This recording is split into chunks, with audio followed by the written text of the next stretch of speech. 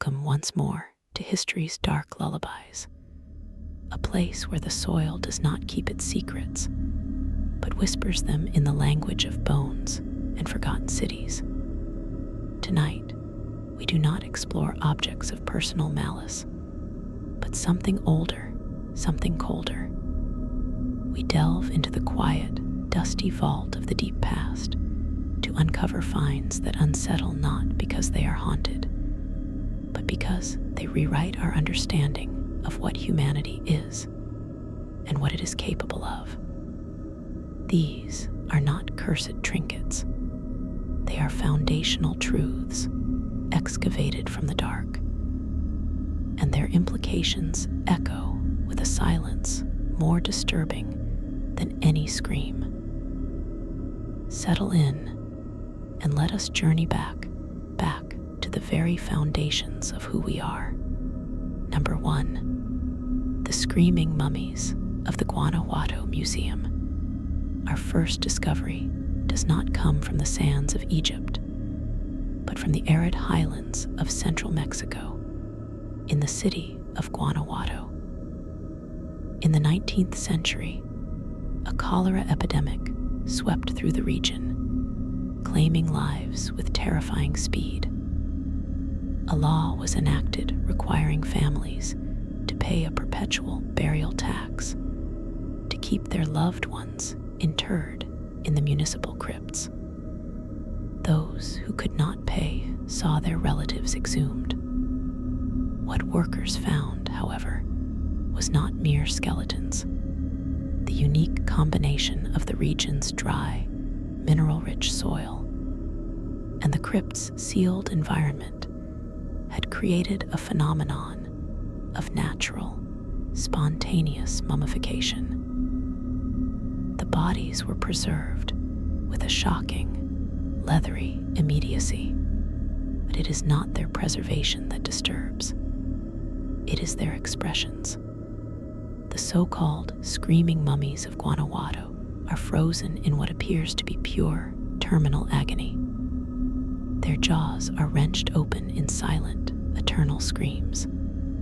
Their hands are clutched at their throats or contorted into claws. Their faces are masks of unparalleled torment.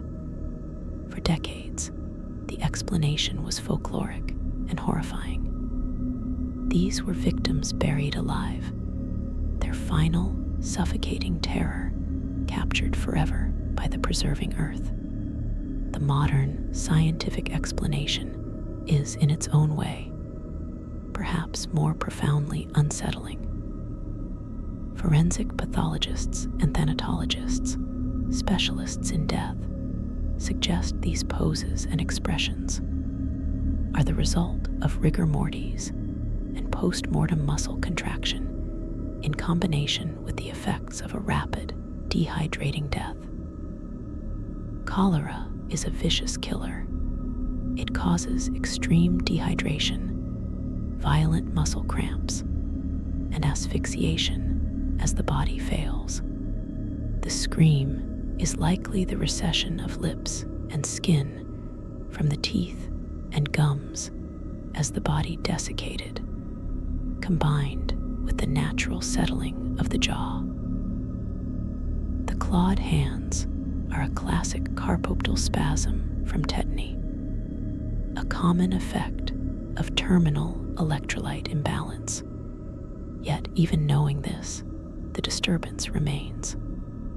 Science explains the mechanism, but it cannot erase the visceral human response. These are not artfully arranged skeletons, clean symbols of mortality. They are our neighbors, our ancestors, captured at the precise, unvarnished moment of their most intimate suffering, the struggle between life and oblivion. They are a museum of raw death, not as a concept, but as a physical, twisted reality. They force us to confront the fact that the end is not always peaceful sleep. It can be a cramped, painful, and undignified struggle in the dark. They are a chorus of silenced agony, a gallery of final breaths held in leathery stillness, a lullaby that is the antithesis of rest, a permanent, silent scream from the catacombs of history. Number 2, the mass grave of the sacred cenote at Chichen Itza. We journey now from the dry crypts of Mexico to the deep, still waters of the Yucatan Peninsula. Here, the great Maya city of Chichen Itza flourished. At its heart lay the sacred cenote, a vast, natural sinkhole. Its dark green waters a portal to the underworld, Xibalba. It was a place of worship, of sacrifice, of communion with the gods. For centuries, archaeologists dredged its depths, recovering a wealth of jade, gold, and ritual objects tossed as offerings. But the most disturbing offerings were not objects, they were people. Early dredges brought up human bones, but it was the modern, systematic archaeological work that revealed the full, chilling scale. The cenote is not just a repository for valuable gifts, it is a mass grave.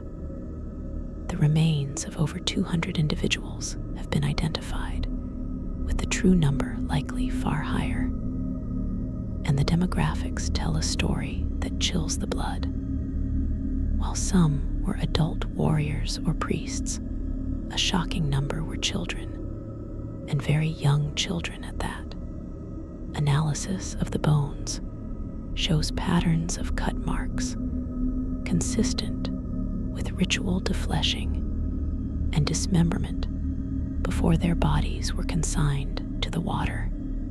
This discovery dismantles any romantic notion of noble sacrifice. This was not a simple matter of a chosen volunteer meeting a quick spiritual end. This was the systematic, ritualized killing of the most vulnerable infants and children in vast numbers over centuries. The theological reasoning is understood. Children, in their purity, were considered the most potent messengers to the gods, perhaps to appease deities of rain and fertility during times of drought. But understanding the reason does not soften the horrific reality. The cenote's waters, once seen as mystical, become instead a dark broth of historical trauma. To contemplate it is to imagine the echoing silence of the site on a feast day, broken only by the chants of priests and the cries of the bereaved, followed by the terrible final splashes as innocence was offered to the darkness in the hope of sustaining life above.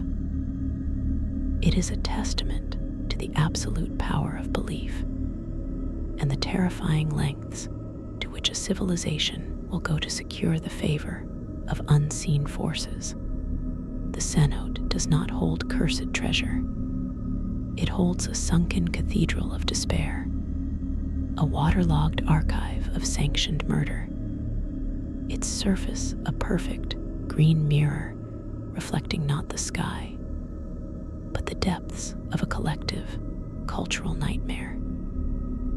Its lullaby is the sound of a single drop of water falling into an abyss, multiplied by thousands, each drop representing a life cut short in the name of faith. Number 3, the bog bodies of Northern Europe. We travel now to a different kind of watery grave, far from the sun-drenched Yucatan. In the cold, misty peat bogs of Ireland, the United Kingdom, Denmark, and Germany, the earth has yielded up some of the most intimate and haunting portraits of the ancient past. The bog bodies are not skeletons.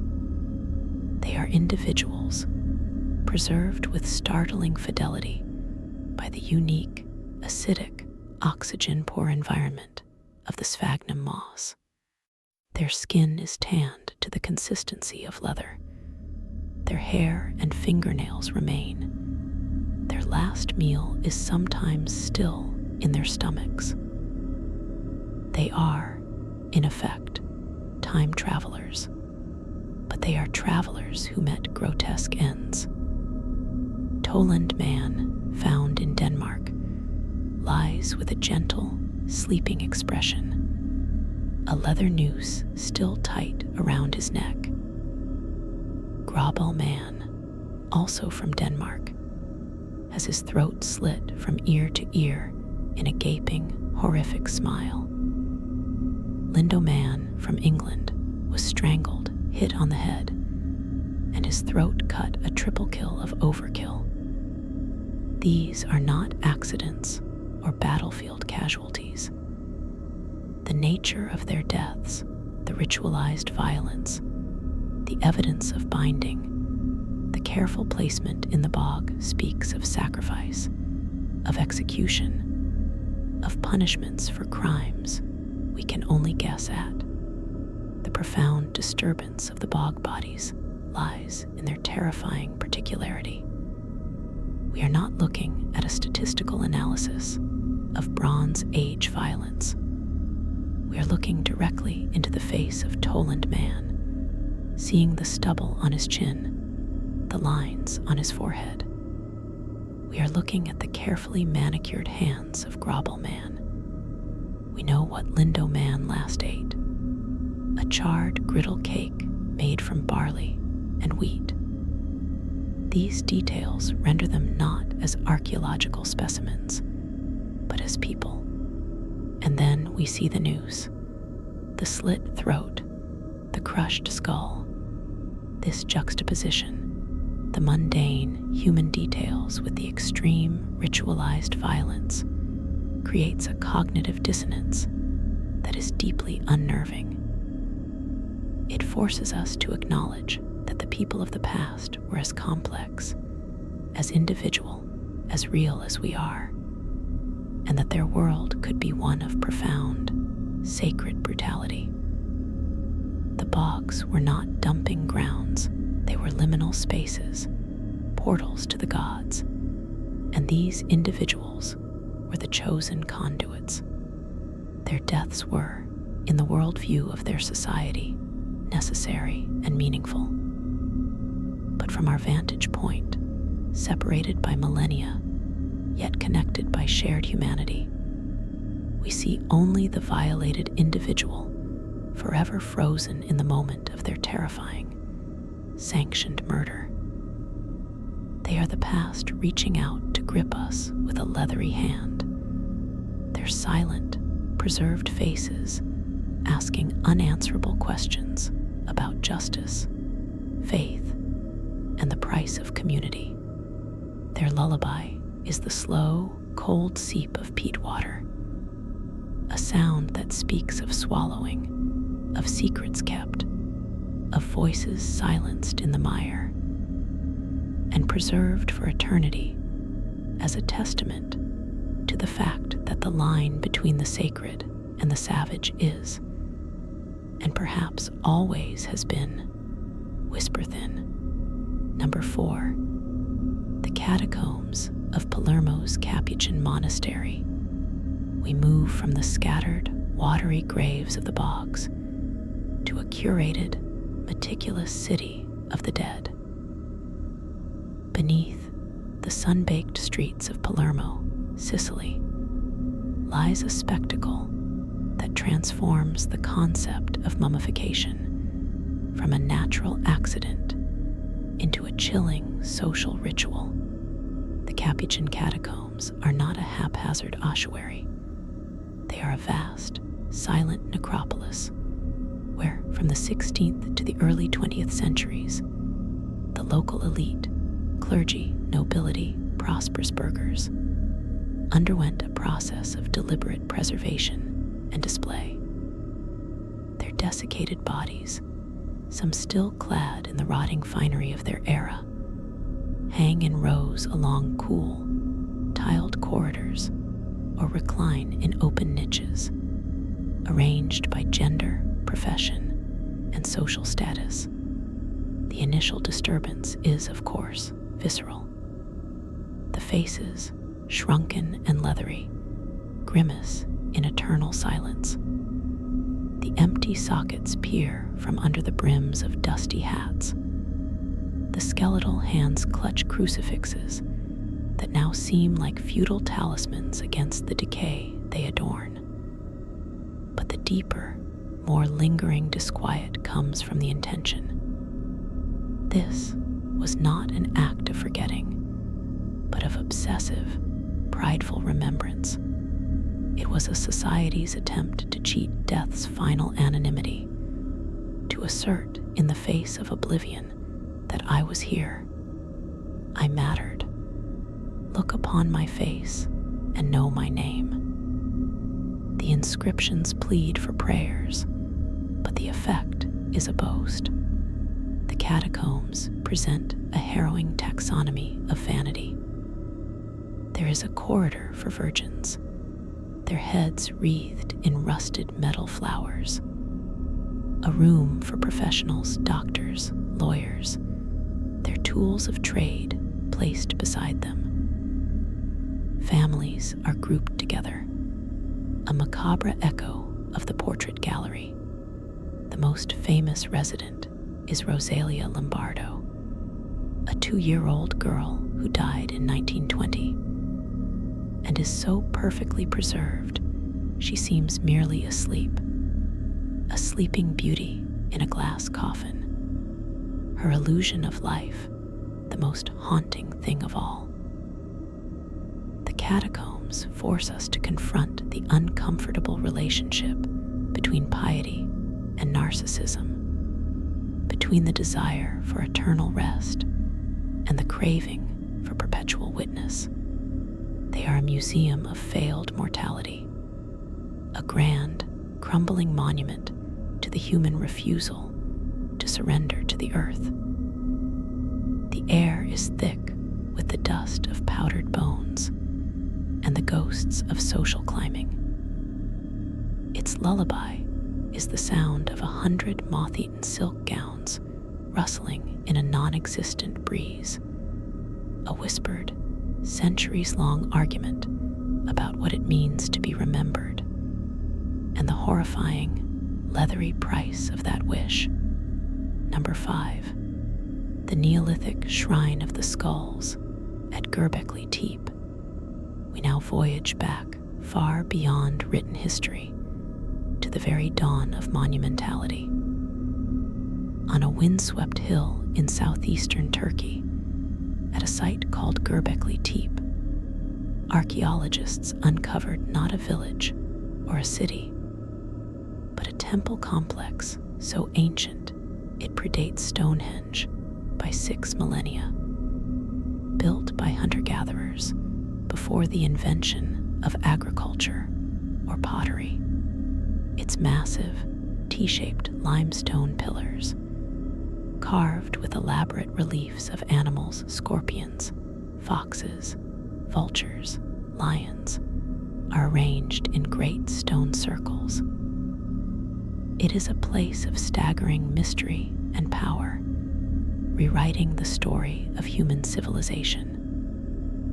But within this cradle of ritual, a more specific and grisly discovery was made. Among the ruins, researchers found a trove of human skulls, but these were not simply buried. They had been modified.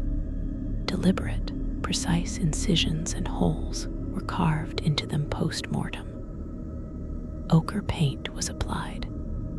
Evidence suggests they were displayed, perhaps hung on cords, suspended from the mighty pillars or the lintels of doorways. This is the Shrine of the Skulls. The disturbance here is not one of mass death, but of deliberate, symbolic transformation. These were not victims hidden away. They were trophies or relics put on show, integrated into the very fabric of the sacred space. Implications are vast and chilling. At the very birth of organized religion and communal architecture, we find a cult of the skull. Were these the skulls of revered ancestors, their remains curated to watch over the living, to lend their wisdom or power to the rituals? Or were they the skulls of enemies, vanquished and displayed as totems of dominance, their visages a warning carved in bone? The precision of the modifications suggests deep ritual knowledge, a ceremonial technology of memory and power. Göbekli Tepe itself is an enigma, a monumental effort requiring vast coordination for a purpose we can barely grasp. The presence of these modified skulls deepens the mystery into something more sinister.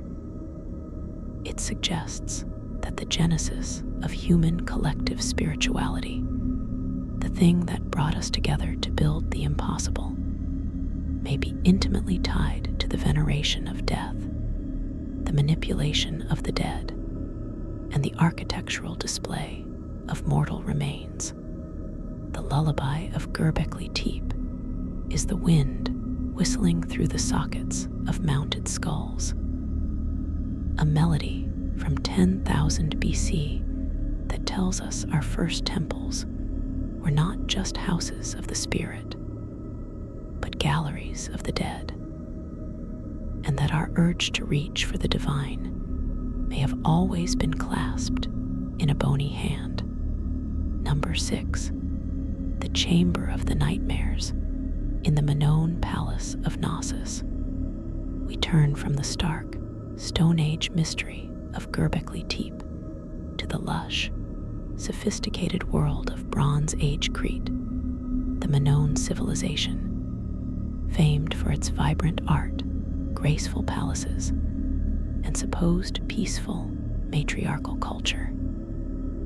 At the heart of its greatest palace, Knossos, a discovery was made that punctured this idyllic image. In a subterranean complex of storage magazines and ritual spaces, archaeologists uncovered a small, windowless chamber. Its walls were not adorned with the typical frescoes of dolphins and leaping athletes. Instead, they found a concentration of artifacts so bizarre and unnerving they coined the term the Chamber of the Nightmares. The assemblage included grotesque, terracotta figurines of humans and animals, distorted and fused in unnatural ways. There were large ceramic vessels shaped like beaked birds or snarling beasts, their mouths agape. Most chillingly, there were stacks of what appeared to be ritual offering tables, stained dark, and an abundance of delicate, double-edged bronze blades known as labries, the symbolic Minoan axe, associated with both sacrifice and divine power. The room had a single, narrow entrance and a drainage channel in the floor. This was not a public shrine. This was a private, chthonic chapel for rites best performed away from the sun-drenched courtyards. The nightmares are not literal, but symbolic representations of the monstrous, the chaotic, the underworld forces that needed to be appeased or harnessed. The drainage channel suggests liquid offerings, perhaps of blood from animal or other sacrifice. The concentration of Labri's blades underscores the theme of ritual cutting, of severing. The disturbance of this chamber lies in its contradiction. It exists in the heart of a civilization celebrated for its light and beauty, a hidden dark engine room of belief. It suggests that the sophisticated Minoans, for all their apparent grace, maintained a profound and secret relationship with the terrifying aspects of their cosmology. This was a place where priests or priestesses might have conducted rites to ward off evil, to commune with deities of the underworld, or to perform apotropaic magic rituals designed to turn away harm, often by first confronting it in its most hideous forms. The chamber whispers that the vibrant, peaceful image of the Minoans is only half the story. Beneath the labyrinth, in the literal and metaphorical basement of their culture, lay a need to grapple with fear, to make pacts with the monstrous, to spill blood in the dark, to keep the light shining above. Its lullaby is the silent drip of liquid into a drain, the clatter of bronze on stone, and the imagined echo of chants meant to keep nameless, formless dread at bay, proving that even in the most seemingly serene of ancient worlds, humanity kept a room reserved for its nightmares. Number 7. The Necropolis of the Vampire Children of Lugnano. In the quiet Umbrian countryside of Italy, a Roman-era infant cemetery was unearthed at a villa site called Lugnano in Teverina. This, in itself, was not unusual. Infant mortality was tragically common. But the manner of these burials froze the blood of the archaeologists. Dating to the mid-5th century AD, a time of great turmoil, famine, and a devastating malaria outbreak, the graves revealed a panicked, ritual response to death that speaks of a terror far deeper than grief.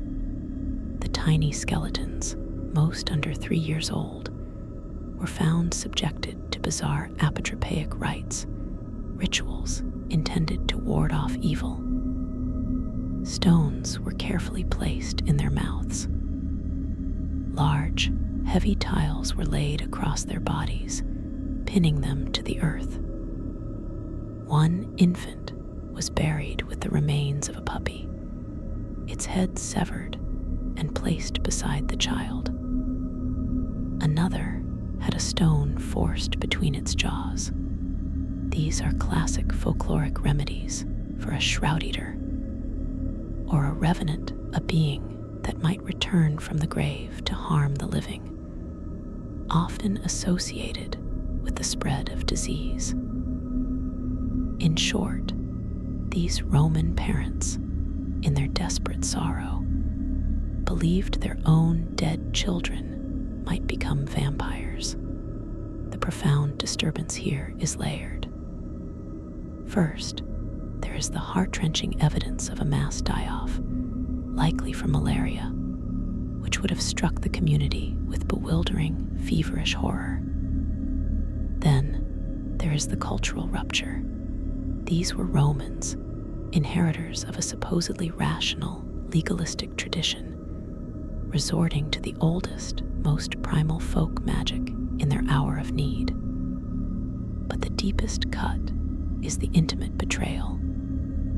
These rites were not performed by strangers, but by mourning families. The act of placing a stone in the mouth of your own child, of weighing down their tiny body with a slab, is an act of love poisoned by absolute terror. It is a farewell that says, "I fear what you have become more than I mourn what you were." The necropolis is a testament to a moment when civilization crumbled, not to invaders, but to an invisible miasma. And in its place rose a superstition so visceral it turned loved ones into potential monsters. The lullaby of Lugnano is the sound of a mother's sob muffled by the thud of heavy terracotta on fresh-turned earth, a melody of love distorted by dread, where the final act of care is to imprison your own child forever. lest they return to claim the rest of you. Number 8. The Gate of the Gods and the trophy skulls of the Wari Empire.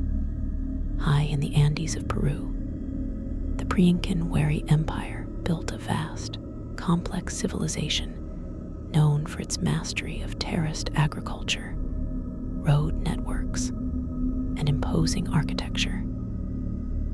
At the site of Conchapata, archaeologists made a discovery that revealed the stark, imperial spine beneath the cultural achievements.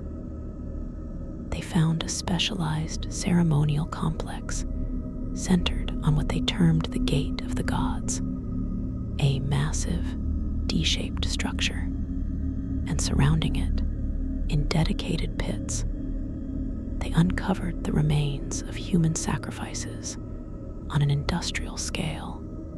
The bodies were predominantly those of young women and adolescents, often interred in groups, some showing signs of brutal blunt force trauma or strangulation. But the most systematically chilling finds were the trophy skulls. These were not merely collected heads, they were meticulously processed. The skulls had their faces removed, the base broken open to extract the brain, and were then carefully decorated.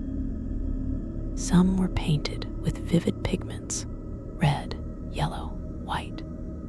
Others were fitted with false eyes of shell or pyrite, and had hair, perhaps wigs or their own, attached.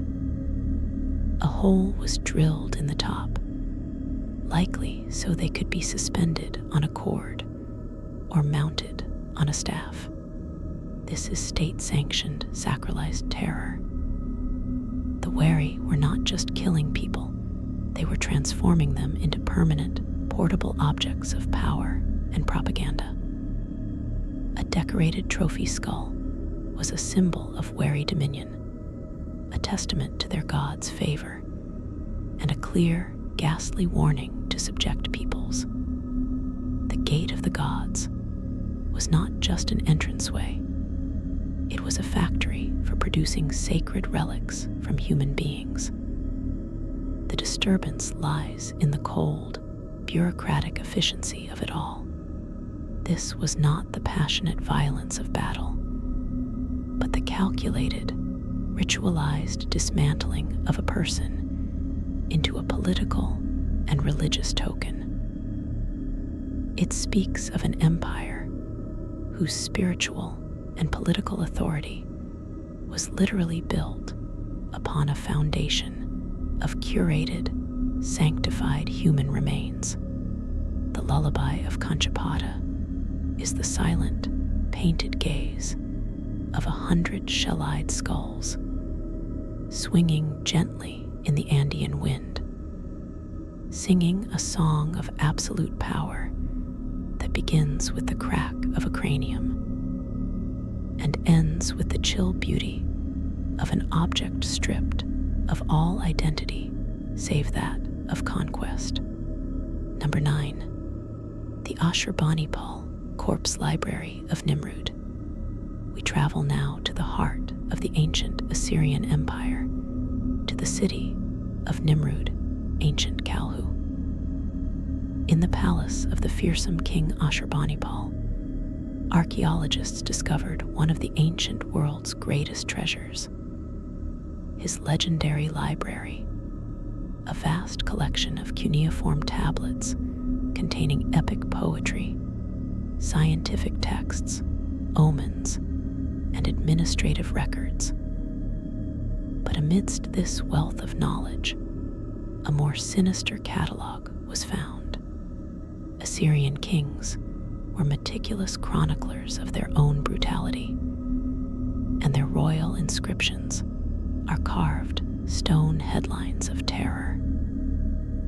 However, the discovery at Nimrud provided a physical, administrative counterpart to the stone reliefs of flayed prisoners and besieged cities. Scholars refer to it informally as a corpse library. These were tablets that did not celebrate grand victories, but meticulously accounted for the dead in the aftermath of conquest. They are bureaucratic death warrants and inventories of slaughter. One tablet might list the names of enemy chieftains and the specific, gruesome method of their execution: flaying, impalement, beheading. Another might tally the number of enemy soldiers killed, the number of women and children taken as slaves, the precise count of severed hands or heads delivered as proof of a general's efficacy, for which he would be rewarded. One chilling text details the punishment of a rebel leader. I flayed him. I spread his skin upon the wall of the city. The disturbance here is epistemological. It is the discovery that genocide and terror were not just acts of war, but sciences of statecraft, subject to careful record-keeping and quantitative analysis. The Assyrians invented a kind of bureaucratic horror where human suffering was translated into columns of cuneiform figures, filed away alongside tax receipts and grain yields. This library reveals that the greatest monster of the ancient world was not a mad king, but a system, a vast, efficient imperial machine that understood that true domination required not just killing your enemies, but counting them, classifying their deaths, and archiving the evidence as a warning etched not only on city walls, but in ledgers. The lullaby of Ashurbanipal's library is the sound of a stylus pressing into wet clay, inscribing not poetry, but the mathematical formula for despair. A soft scratching that documented the screams of nations with the dispassionate calm of an accountant. Number 10. The burnt midden of the Neolithic settlers of Saddle Huruk. Finally, we return to the Neolithic, to one of the world's first major proto-cities, Saddle Huruk in Turkey.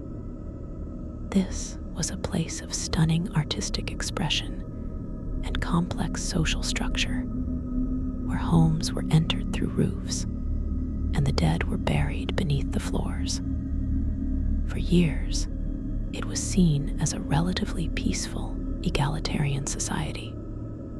Then, analysis of a large, central ash pit, a midden or garbage dump, revealed a story written in fire and bone. This was no ordinary refuse heap. It contained a concentrated deposit of human and animal bones, all charred, shattered, and gnawed. The human bones showed clear cut marks consistent with defleshing and dismemberment. Crucially, the burning pattern indicated they were not cremated whole in a funerary rite, but cooked and broken apart in a manner identical to the animal bones. The bones of sheep, goats, and cattle found alongside them.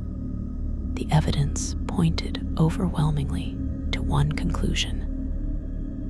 At Saddle Huruk, during certain periods, people practiced ritualistic cannibalism.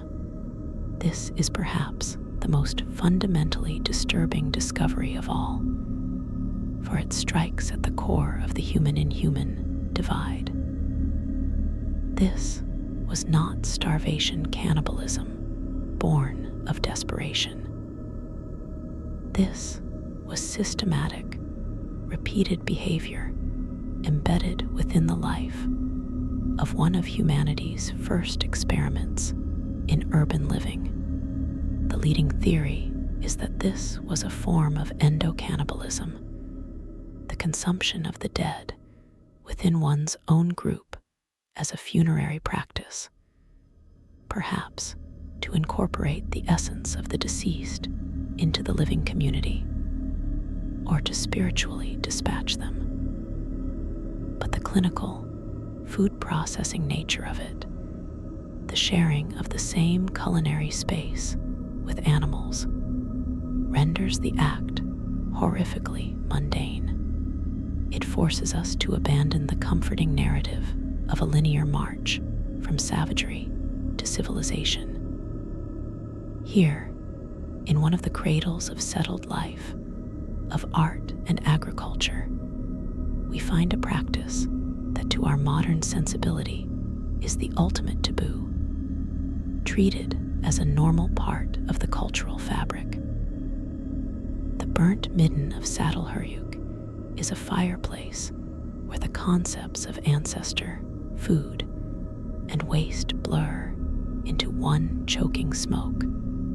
Its lullaby is the crackle of a hearth that cooked more than meat, a sound that whispers that the foundations of our very first towns, our first communities built around shared hearths, may have been literally cemented with the processed bones of those we loved.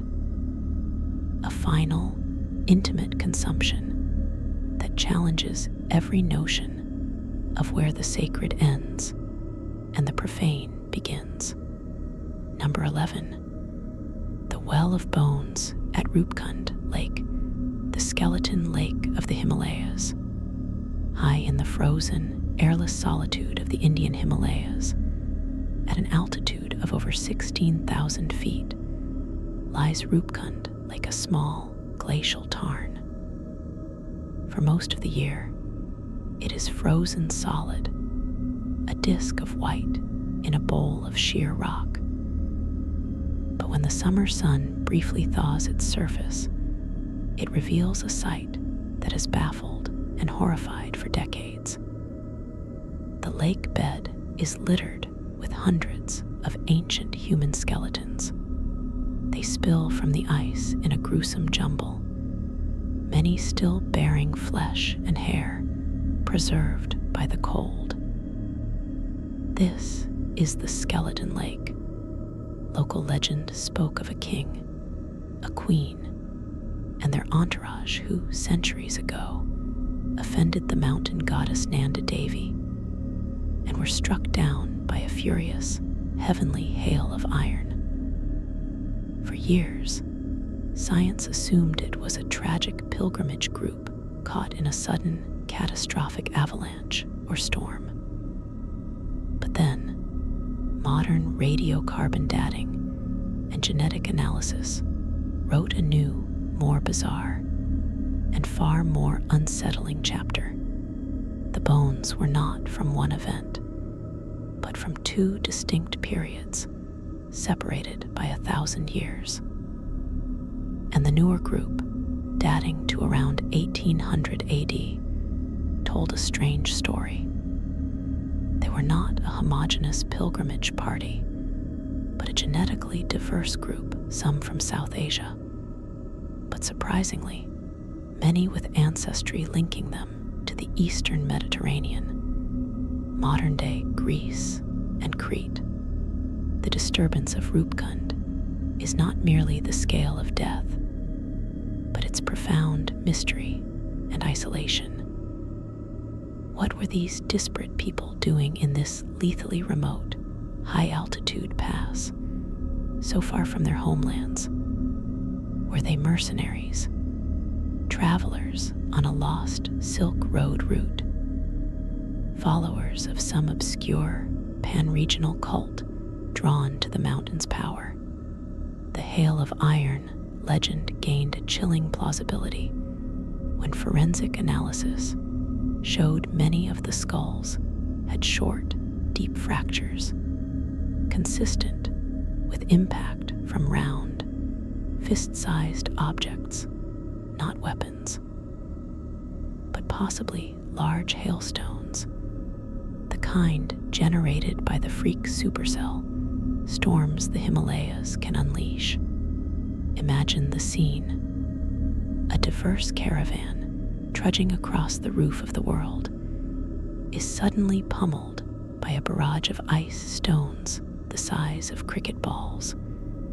With no shelter, nowhere to run on the exposed slopes. The lake became their accidental mass grave, but the older skeletons whisper of an earlier, identical tragedy in the same exact spot. The lake, then, is not just a grave. It is a trap, a geographical focal point for disaster, repeating across millennia. It is a sink for human destiny, collecting the lost and the daring from across continents and centuries, freezing them in a silent, tangled congress of the dead. Its lullaby is the howl of the wind through that high pass, a sound that carries the confusion of a dozen languages dissolving into screams, then silence, then the eternal, slow creep of glacial ice over a brotherhood of bones that never knew each other in life. Number 12, the burial of the shaman at Unsettle Cave.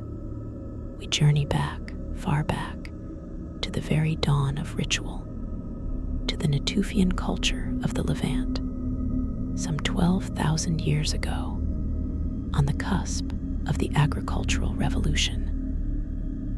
In a small cave site called Unsettle, archaeologists uncovered a grave that would redefine our understanding of prehistoric spirituality. This was not a simple burial. It was the interment of a person, likely a woman, and likely a shaman, that was so elaborate, so laden with symbolic care. It reveals a metaphysical world of stunning complexity and a touch of the grotesque. The body of a woman who lived with a significant physical disability was placed in a specially dug pit lined with plaster and framed with large stones. But it was the grave goods that stole the breath. She was buried with parts of at least 3 aurochs wild, giant cattle, a complete leopard pelvis, a severed human foot from another individual, the tail of a wild cow, the wingtip of a golden eagle, and over 50 complete tortoise shells, their flesh likely consumed in a funerary feast. The body itself was arranged in a strange, almost fetal position, pinned down by the horns of the aurochs. This is not a burial. It is a cosmology in a pit. Every item is a powerful symbol. The aurochs, immense strength and primordial power. The leopard, stealth, predation, the night. The eagle, the sky, vision, the sun. The tortoise, the earth, longevity. The human foot, a connection to the community, or perhaps a trophy of spiritual conquest. This individual was being sent to the afterlife, or was being constituted in death as a nexus of these forces. She was a bridge between the human and animal worlds, the earthly and the celestial, the living and the dead. Her disability may have marked her as uniquely touched by the spirit world. The disturbance here is the precocious sophistication of it all. This is 4,000 years before the pyramids. In this single, carefully constructed grave, we see the full blueprint of shamanic practice, the animal familiars, the ritual feasting, the symbolic assemblage of power already fully formed. It reveals a world where the boundaries between species and realms were fluid, where a human could be buried as a congregation of potent animal spirits. It is beautiful and terrifying. The lullaby of Hilazan Taktit is the rustle of tortoise shells in a dark cave, the silent presence of watching animal powers, and the profound realization that the human quest to navigate the unseen may be our oldest, most deeply buried instinct, entombed with a woman who could walk in dreams, now sleeping surrounded by the physical anchors of her vast spiritual territory. Number 13. The Caves of Forgetfulness, the labyrinthine ossuaries of Paris. We descend now from the high, symbolic world of the shaman into the stark, practical, and overwhelming reality of modern urban mortality. Beneath the city of light lies its dark, claustrophobic double, the Paris catacombs. While a small section is a tourist curiosity, the full extent is a seemingly endless, anarchic labyrinth of tunnels, quarries, and chambers, holding the remains of an estimated 6 to 7 million Parisians. In the late 18th and early 19th centuries, as the city's cemeteries overflowed, becoming sources of disease and putrid miasma, a grim solution was enacted. The bones were systematically exhumed from churchyards like Les Innocents, the world's largest graveyard, and transported by night in solemn, endless processions of black-draped wagons to be dumped into the abandoned quarry networks. But the true horror is not in the number, staggering as it is. It is in the treatment. For the most part, this was not reverent reburial. It was sanitary disposal. Bones were often simply shoveled in, creating chaotic, mountainous dunes of femurs, skulls, and ribs. Later, to make some spaces passable for inspectors, anonymous workers stacked and arranged the bones into macabre, decorative walls, the famous Empire of the Dead, with its neat patterns of skulls and tibias. This industrial-scale processing of human remains is the ultimate anonymization. These are not individuals. They are a geological stratum of former humanity, a mineral resource of mortality. The disturbance is one of scale and dehumanizing efficiency.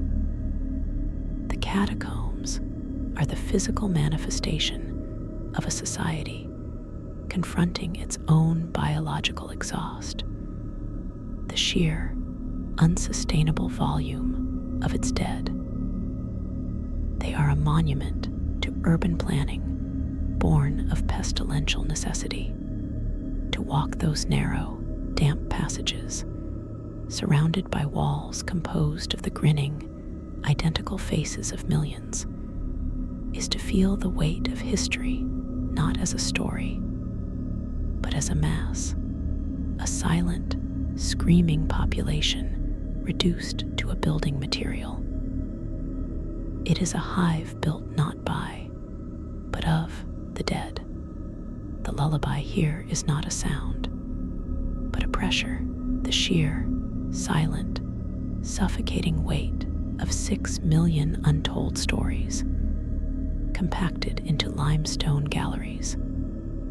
A chorus of identities dissolved into a single, endless, bone-white hum in the dark, beneath the dancing feet of the city above. It is the sound of collective memory failing, of the individual utterly consumed by the demographic necessity of the metropolis. A place where you do not meet ghosts, but become infinitesimally small before the mountain of what you, too, will one day become. Number 14. The sunken crypts of the sacred island of Kahala. Off the coast of Maui lies Kahala, the smallest of the main Hawaiian islands. For centuries, it was a sacred space, a center for native Hawaiian navigation training, and a site of profound religious significance. But in the 20th century, it was seized by the United States military and used for decades as a live-fire training range and bombing target. The island was quite literally blasted to pieces, its surface scarred by countless craters, littered with unexploded ordnance, when the island was finally returned to the Hawaiian people. And the long, perilous process of cleanup and archaeological survey began. A discovery was made that layered modern tragedy upon ancient sanctity beneath the pockmarked earth, in caves and lava tubes that had survived the shelling. Archaeologists found Ka traditional fishing shrines and, most hauntingly, burial caves. These were not grand tombs, but intimate family crypts hidden in the island's secret places. Within them were the iwi kupuna, the bones of the ancestors, often wrapped in precious kapa cloth, surrounded by personal offerings. The disturbance here is not one of violence done to the bodies, but of profound, systemic desecration.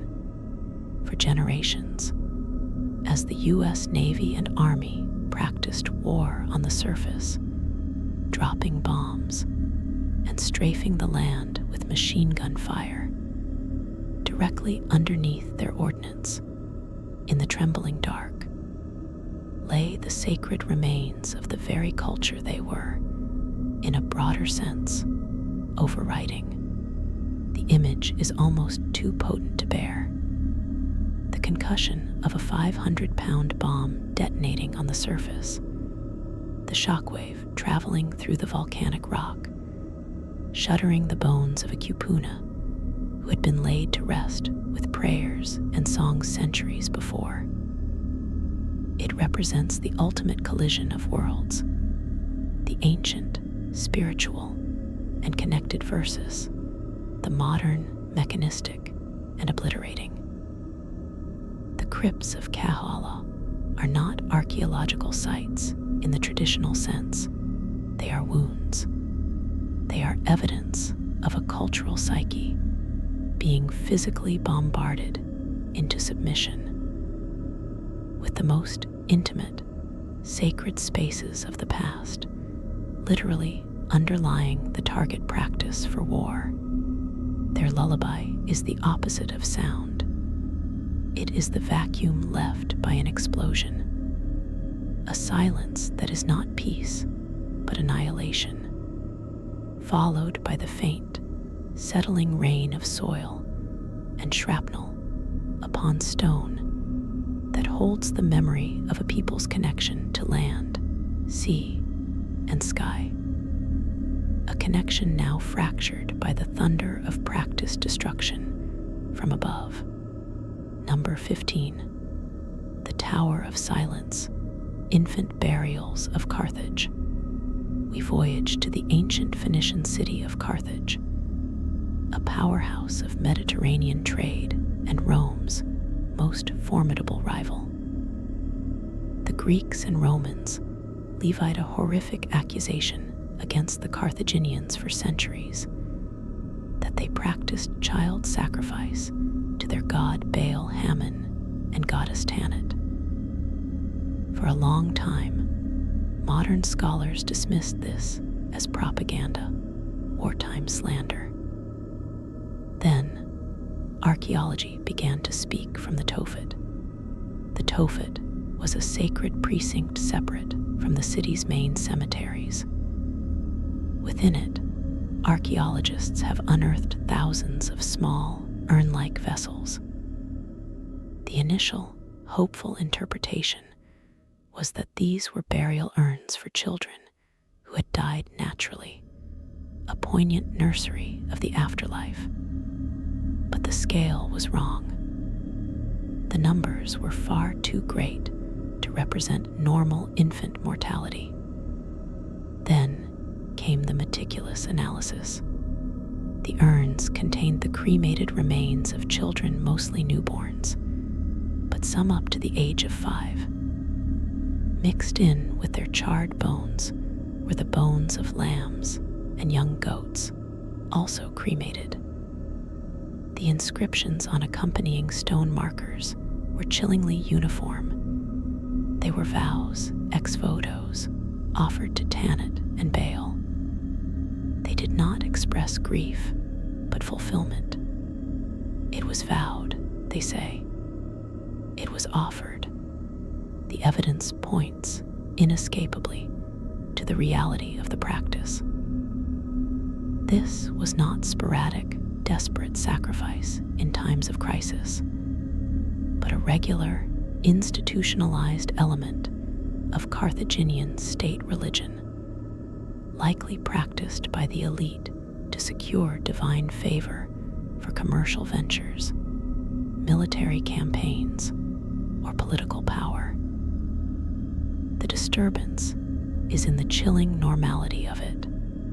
The Tophet is not a hidden charnel house. It is a neatly organized, sanctified archive of fulfilled contracts with the divine, written in the bones of the most innocent. It presents a society where the highest form of piety, the ultimate guarantee of success, was the ritualized murder of one's own child. The act is framed not as a crime, but as a sacred transaction. This shatters our ability to neatly categorize ancient civilizations as advanced or barbaric. Here was a society with sophisticated law, art, and naval technology, whose bedrock of belief required the periodic, sanctioned burning of bobbies. The lullaby of the Tophet is the crackle of a perpetual sacred fire, the soft click of tiny calcined bones settling in a ceramic jar, and the silent, collective agreement of a powerful civilization that this was the price of the future, a price paid in the currency of breath that had barely begun. Number 16, the Black Room of the Winchester Mystery House. We step from the deep past into a more recent, but no less psychologically dense, form of disturbance. This is not a discovery made by trowel and brush, but by the slow peeling back of the layers of a single, tormented mind made manifest in architecture. The Winchester Mystery House in San Jose, California, is a vast, sprawling Victorian mansion of bizarre, irrational design. Stairs leading to ceilings, doors opening onto 2-story drops, windows built into floors. It was the lifelong project of Sarah Winchester, heir to the Winchester rifle fortune, who was reportedly told by a spiritualist that she must continuously build to house and confuse the spirits of those killed by Winchester rifles, or they would claim her. Amidst its 160 rooms, one stands apart for its sheer, concentrated dread: the Black Room. Unlike the rest of the house's often ornate, if illogical, decoration, this room was left deliberately and starkly unfinished. Its walls are the raw, black tar paper used as sheathing beneath the exterior siding. The floor is bare subfloor. The only light comes from a single, small, smoked glass window. It is a cavity within the labyrinth, a pocket of absolute negation, according to the few servants who dared speak of it. Sarah Winchester would retreat to this room alone to conduct her nightly seances and communicate with the spirits. It was her direct line to the Legion of the Dead, for whom the rest of the madhouse was built. The disturbance of the Black Room is its purposeful antinature. It is not a place for the living. It is an antechamber for the dead, a sensory deprivation chamber designed to strip away the material world and facilitate contact with the formless. The black walls absorb light and sound. The lack of finish implies a space that is not a room, but a conduit. In this space, a grieving, guilty, and immensely wealthy woman, a woman whose fortune literally sprang from mechanized death, attempted to negotiate with an endless, invisible army of the slain. The entire house is a monument to superstition and anxiety, but the Black Room is its screaming, silent heart. It is the void around which the chaotic architecture spirals.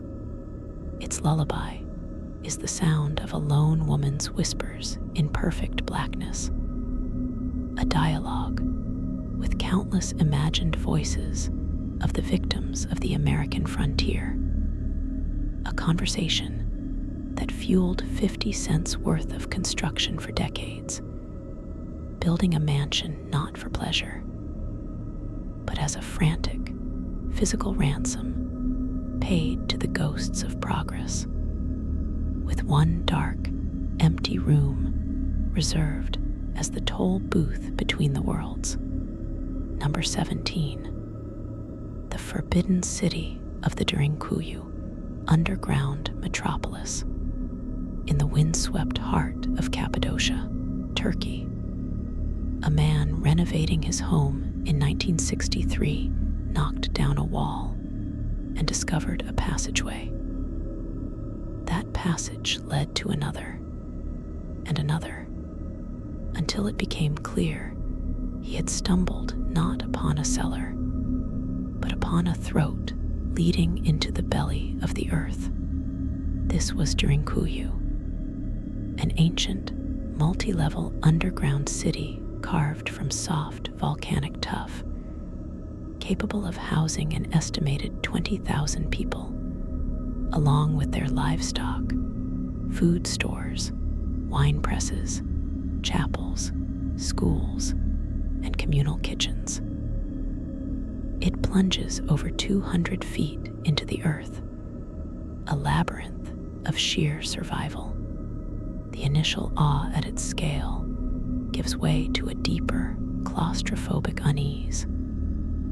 Derinkuyu is not a city in the traditional sense. It is a refuge, a bunker.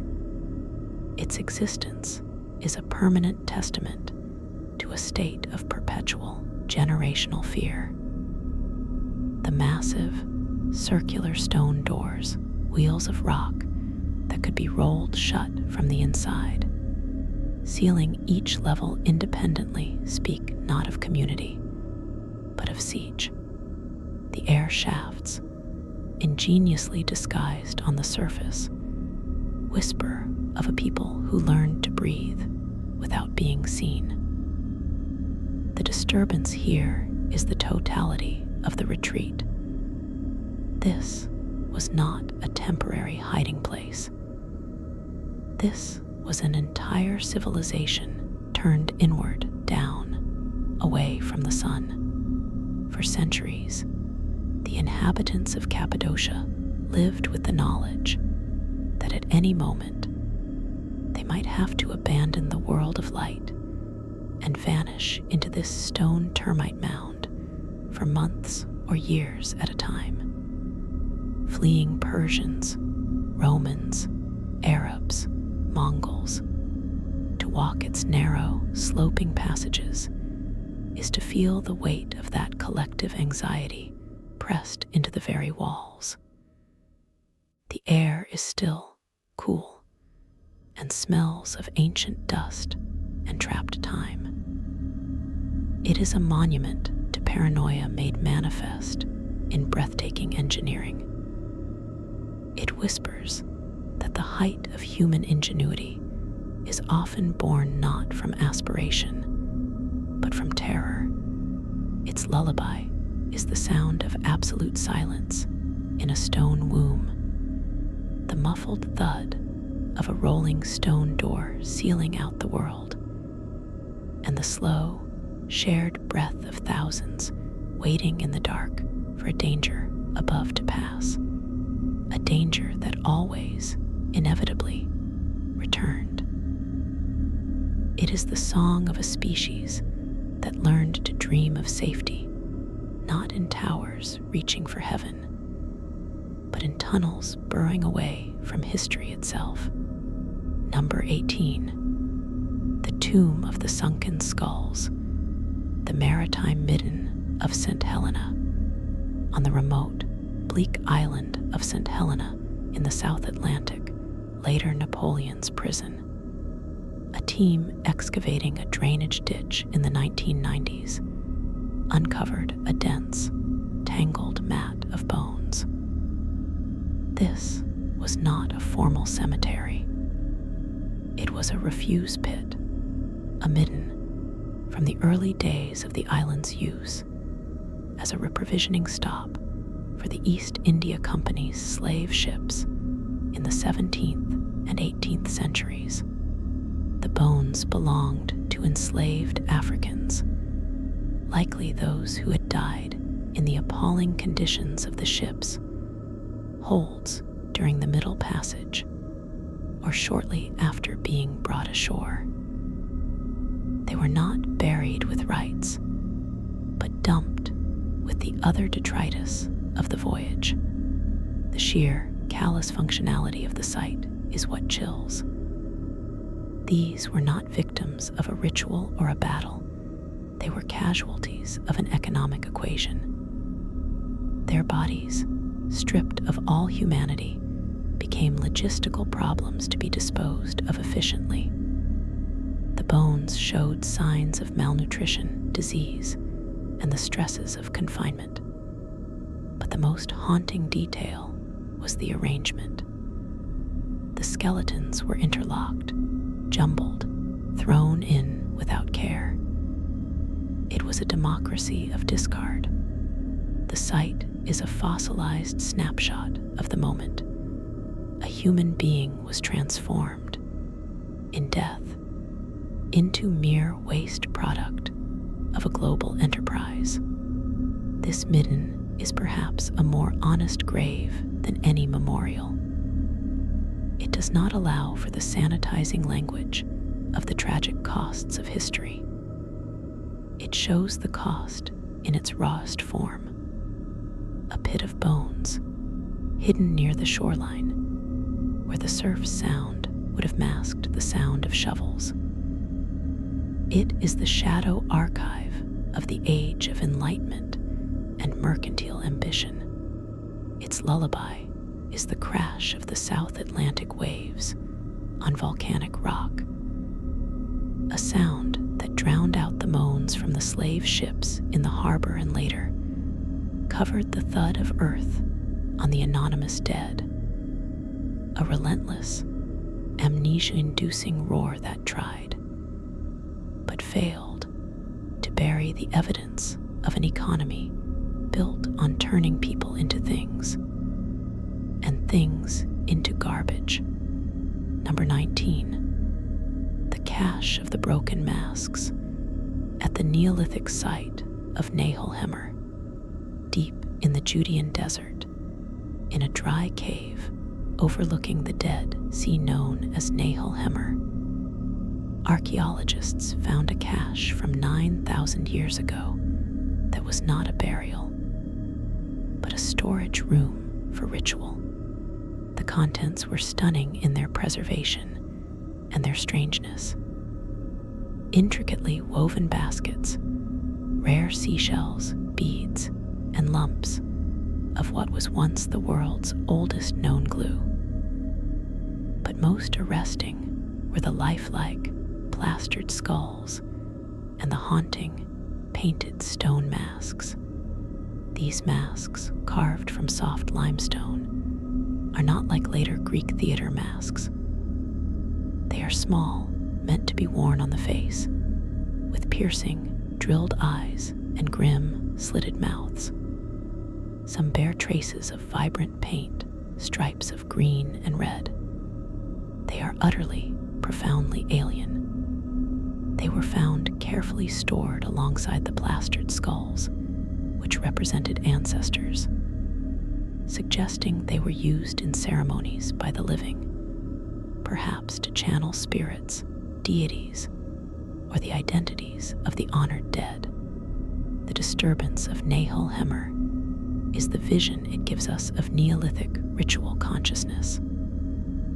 This was not a vague, shamanic trance. It was a formalized, material technology of transformation. The masks were tools for stepping out of one's own identity and into another, older, more powerful one. To wear one was to cease to be human and become a vessel. The cave, a dry, hidden vault, was a literal closet of identities, a wardrobe of sacred, potent otherness. When not in use, these portals to the spirit world were tucked away in the dark, waiting. The masks are not representations of gods. They are interfaces. To look into the empty eyes of a Nahal-Hemmer mask is not to see art. It is to feel the cold suction of a vacuum where personality should be. A space waiting to be filled by a will from beyond the wearer's own. Their lullaby is the sound of desert wind, whistling through the eye holes of a stone face, stored in perfect silence for millennia. A melody of invitation and possession. A reminder that the first faces we made for ourselves were not our own, and that the oldest rituals involved the deliberate, terrifying surrender of the self. Number 20.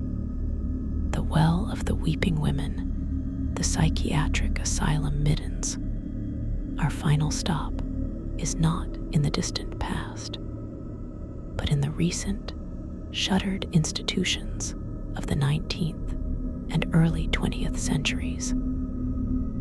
On the grounds of many former psychiatric asylums across Europe and America, archaeological surveys have uncovered their own distinct kind of midden. The institutional refuse pits.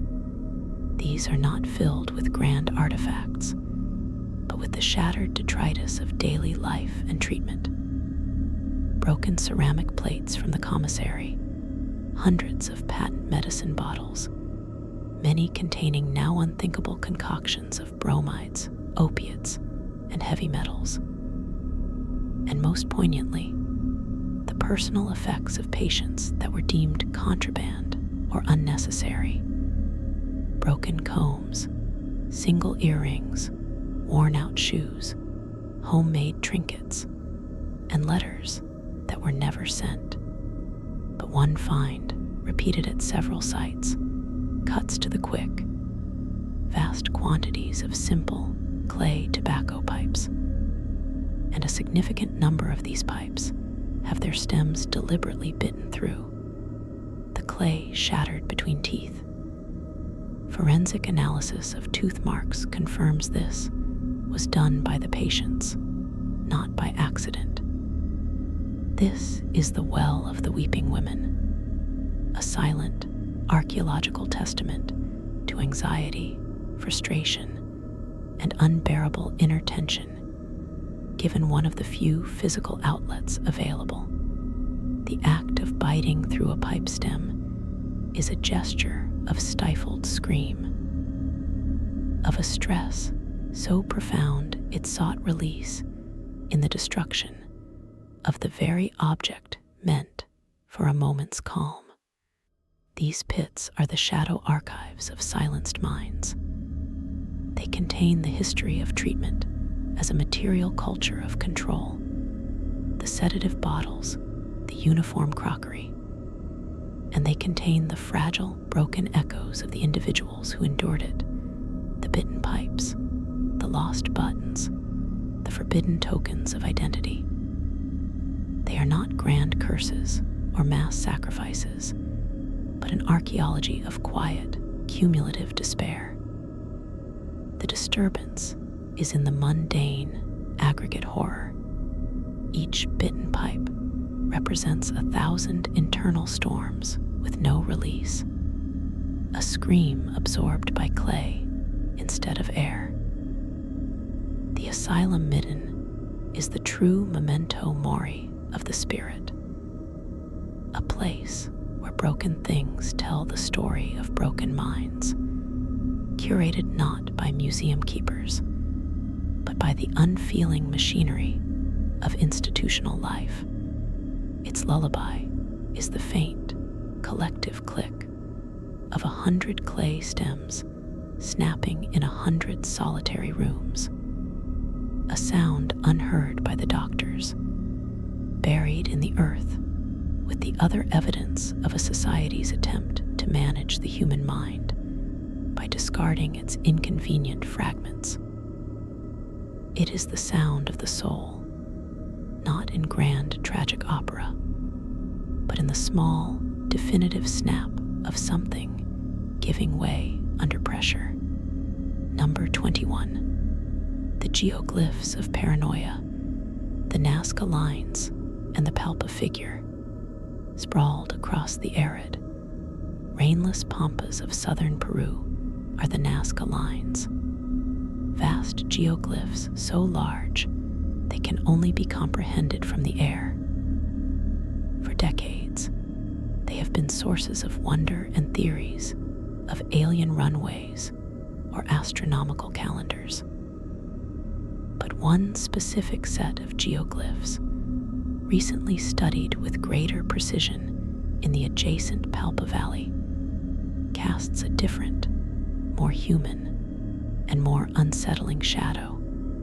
While many Nazca figures are of animals or clean geometric lines, the Palpa Hills are adorned with dozens of giant, stylized human figures. Some are warriors holding trophies. Others are more enigmatic, but their posture is what disturbs. Many are depicted with their arms outstretched, not in welcome, but in a posture that could be read as supplication, or more chillingly, as a display of dominance, a permanent, territorial claim written on the very skin of the earth. The true disturbance of these figures lies not in their purpose, which was likely ritual and related to water and fertility in an impossibly dry land, but in their audience. They were not meant to be seen by people on the ground. Their scale and perspective only make sense from a vantage point high in the sky, a vantage point only accessible to the gods or to the spirits of the ancestors looking down. This was a civilization engaged in a one-way, monumental form of communication with the unseen. They spent immense, generations-long effort scraping the dark desert pavement to reveal the lighter subsoil, creating messages for watchers who gave no reply. It is an architecture of desperate faith, a scream into the celestial silence made with miles of stone and unwavering belief. The Palpa figures, in particular, feel like giant sentinels. Their static, watchful poses, staring blankly across valleys only they can survey, create an eerie atmosphere of being perpetually observed by invisible, giant presences. The landscape itself becomes a panopticon designed by its own inhabitants. To stand among them is to feel small, yes, but also to feel like an intruder in a conversation between the earth and the empty sky. A conversation conducted in the language of giant, unblinking human forms, whose meaning is forever just beyond our grasp. Their lullaby is the sound of the wind, the only voice that ever touches them, whistling across miles of scraped lines, a dry, eternal whisper that says, "We were here, we mattered, and we shouted our existence toward heaven, hopping against hope that something was listening." Number 22. The Library of Ash, the Villa of the Papyri, Herculaneum. Return to classic tragedy, the eruption of Vesuvius in 79 AD, but to its less famous victim, Herculaneum. While Pompeii was buried in falling pumice, Herculaneum was hit by a pyroclastic surge, a superheated, toxic avalanche of gas and ash that instantly carbonized everything in its path. In a seafront villa believed to belong to Julius Caesar's father-in-law, this surge encountered a magnificent library. The scrolls, hundreds of them, made of papyrus, were not burned. They were cooked. The intense heat carbonized them instantly, turning them into blocks of brittle, blackened organic material, like logs in a metaphysical fireplace. For centuries, they were considered lost, these lumps of coal. But they held a secret. Inside each carbonized log was a perfect, fossilized impression of the scroll it once was. Its layers fused, but its text, the ink, was carbon-based too, potentially still readable, trapped like a ghost in the hardened ash. This is the Library of Ash. The disturbance here is one of suspended, tantalizing loss. It is a library of ghosts, a collection of voices from the heart of Roman Epicurean philosophy, poetry, and lost histories, forever on the cusp of being heard, but forever silenced by their own preservation. The volcanic surge did not destroy knowledge. It placed it in the ultimate vault, a safe from which it is agonizingly difficult to retrieve. Modern technology, like multispectral imaging, has begun to unwind these scrolls virtually, a pixel at a time. The process feels less like archaeology and more like psychic surgery on the past.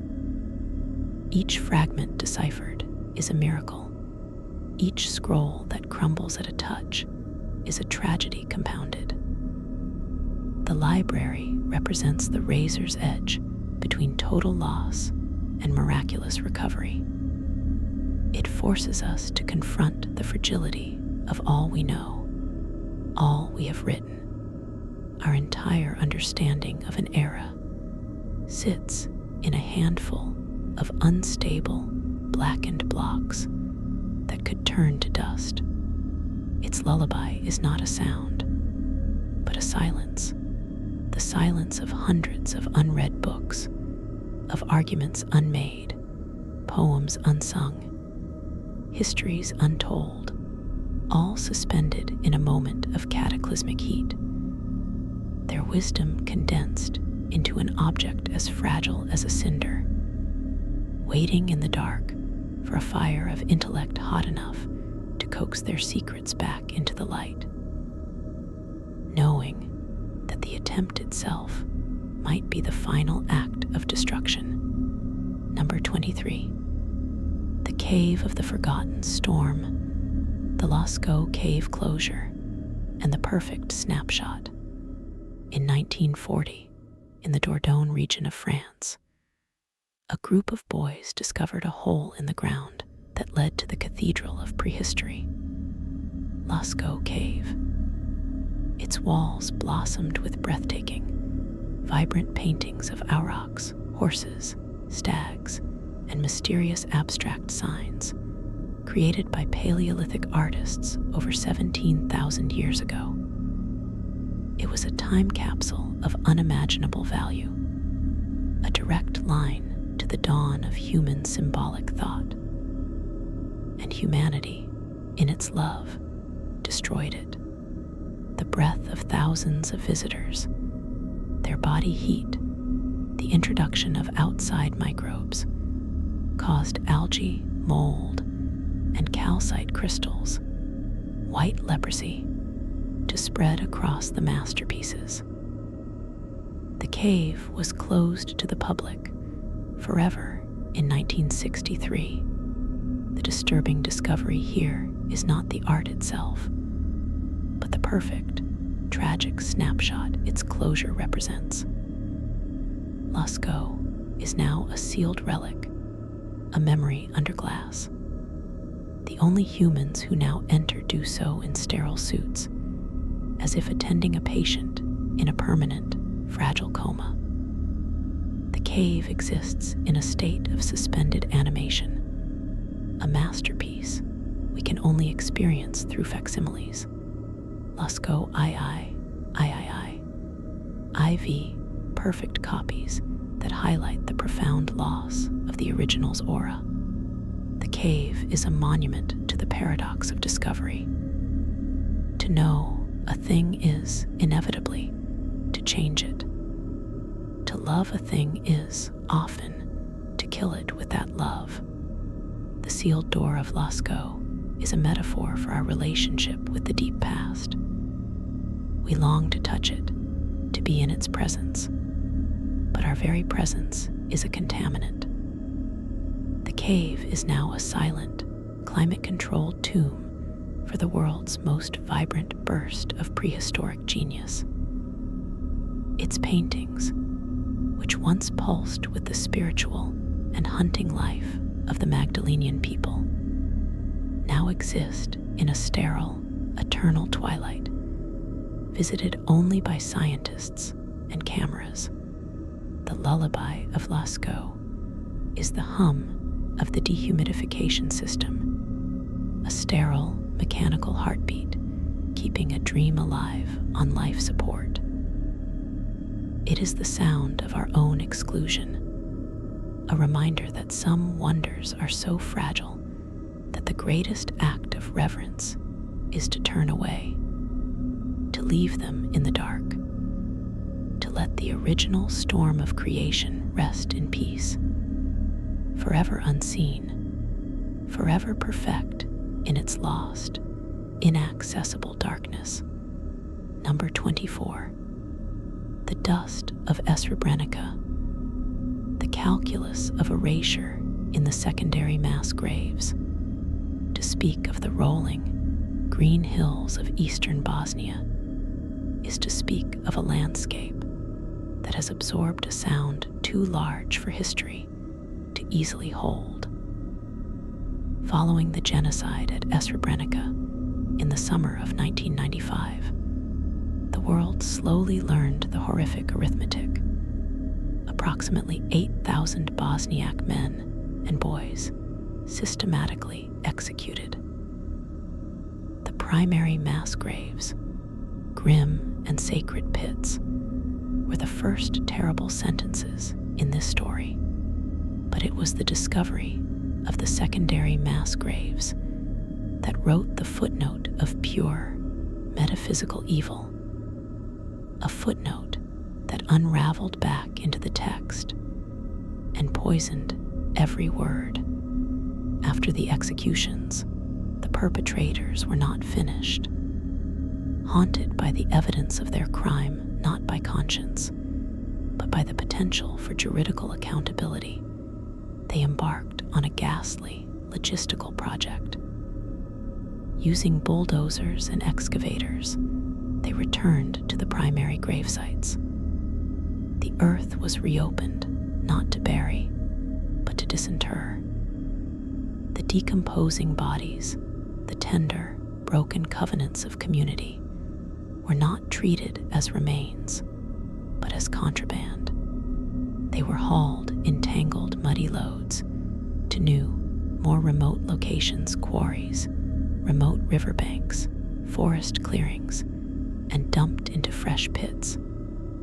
The process was not careful. It was industrial. In the mechanical transfer, bodies were dismembered. A skull was severed from its cervical vertebrae. A pelvis was parted from its femur. The intimate biological unity of a person was shattered by the indifferent bucket of a backhoe. Thus, the secondary graves did not contain the tragic, communal repose of the primary sites. They contained a chaos of parts. They were jigsaw graves. A single primary grave might be scattered across 3 or 4 secondary sites. A person's mortal remains distributed across the countryside like a bloody, deliberate lie. This was not merely hiding evidence. This was an active, violent war against truth and against mourning. The goal was to make identification impossible, to transform fathers, sons, brothers from individuals into an anonymous, statistical mulch of calcium and tissue. It was an attempt to commit a second murder, the murder of memory, the murder of the very concept of the named victim. The grave became not a resting place, but a blender of identity. The archaeological and forensic response to this was, in its own way, a profound, quiet heroism. Teams from the International Commission on Missing Persons undertook work of almost unimaginable patience and precision. They became archaeologists of the inhuman, using GPS to map every bone fragment, DNA analysis to perform a cellular level reunification. They began the slow, painful process of reassemblage to match a left ulna from one site with a right humerus from another, and link both to a skull from a third, was to wage a scientific and spiritual war against that calculated oblivion. Each positive identification, each casket laid to rest with a name restored, was a victory over the excavator's bucket. These secondary graves, therefore, hold a dual horror: the original violence of the genocide and the cold, posthumous violence of attempted erasure. Their lullaby is the mechanical growl of diesel engines in the night, the wet thud of earth falling on earth, and then, decades later, the softer, meticulous click of a forensic anthropologist's calipers measuring a bone fragment, a sound that seeks to stitch the universe back together, one shattered life at a time. It is the sound of memory fighting entropy, and it is a sound that echoes with the most profound disturbance of all. That evil is not always a frenzy. It can be a calm, bureaucratic, and earth-moving afterthought. Number 25. The ocean's ossuary and the stratigraphy of the self. The Great Pacific Garbage Patch as Anthropocene core sample. We must now lift our gaze from the localized horror of the grave to the planetary horizon. Our final discovery is not buried in a hillside. It is adrift on the deep, rolling skin of the world's greatest ocean. Great Pacific Garbage Patch is a misnomer. It is not an island of trash. It is a region, a vast, slow whirlpool of currents called the North Pacific Gyre, which acts as a cosmic drain, gathering and gently concentrating the buoyant refuse of continents. Within its bounds, the water holds a suspended, almost invisible snowfall of microplastics, trillions of fragments, some smaller than a grain of rice, the ghostly sand of our civilization.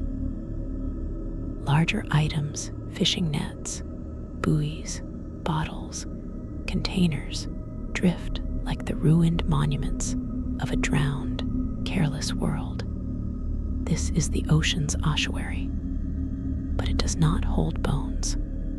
It holds the solidified ghosts of our convenience. An ossuary is a receptacle for the mineral remains of the dead, a place where the enduring part of the body is collected.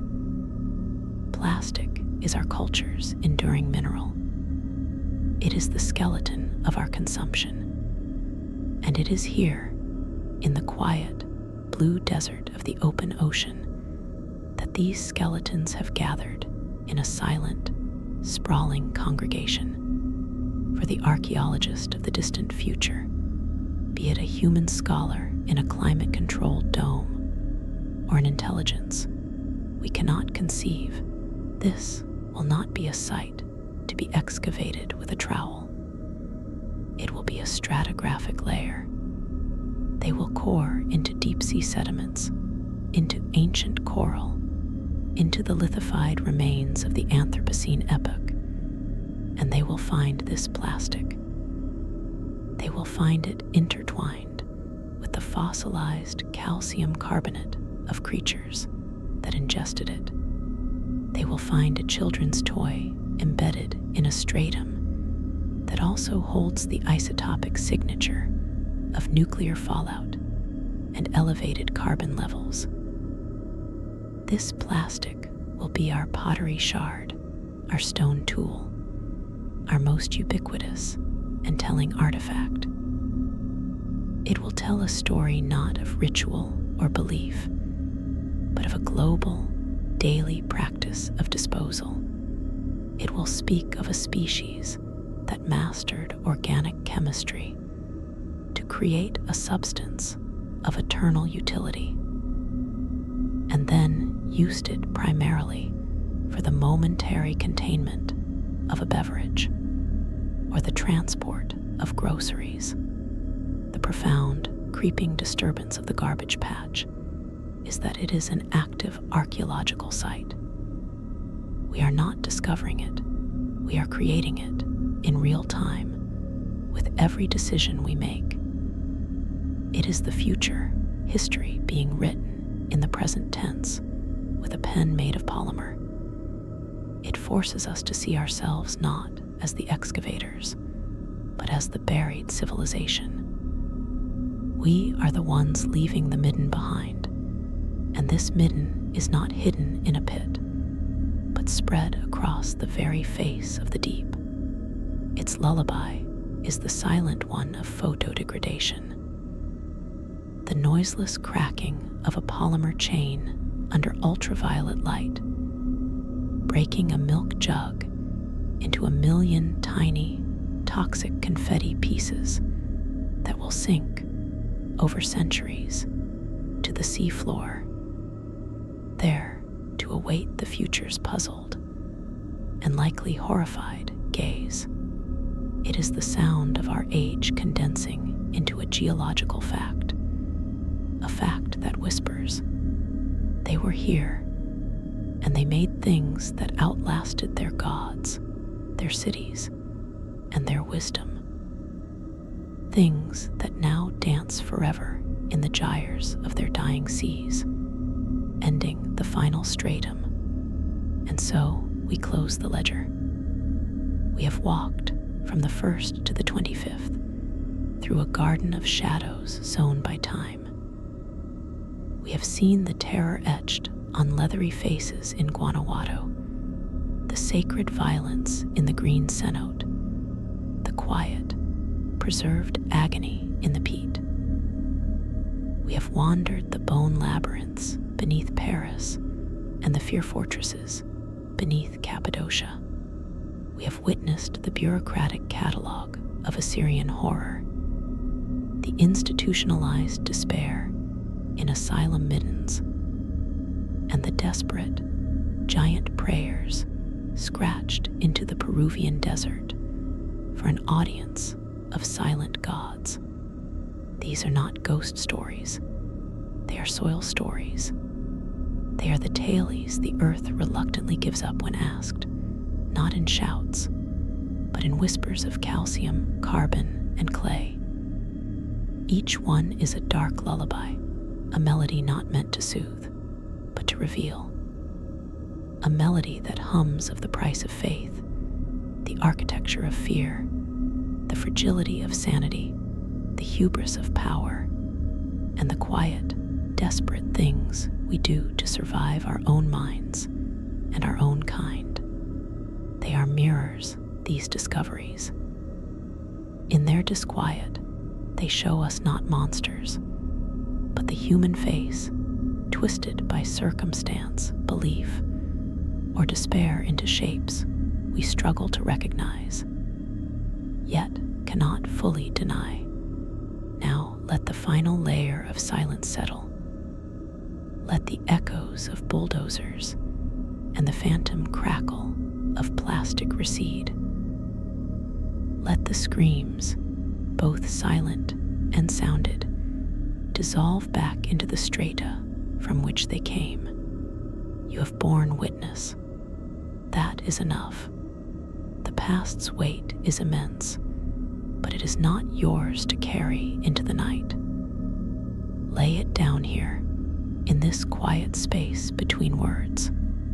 There's only the soft weight of your blanket now, the gentle rhythm of your own living breath, the distant, comforting hum of a world that, for all its scars, still turns through the silent, star-filled dark.